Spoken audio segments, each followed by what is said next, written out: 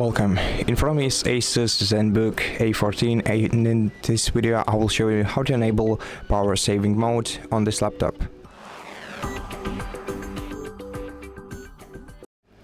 So to do that, all you have to do is right click the battery icon on your status bar, go to power and sleep settings, and here select the energy saver, expand this list, and then if you want to manually enable power saving mode, then switch this toggle to the right.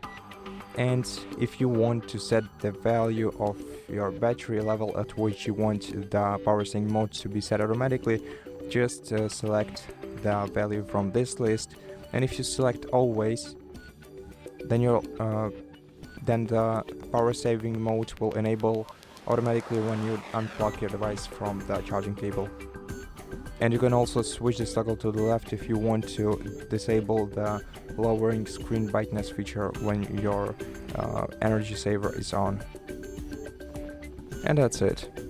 Thank you for watching this video. If you liked it, consider subscribing to our channel, leave us a like and a comment below, and I'll see you in the next one.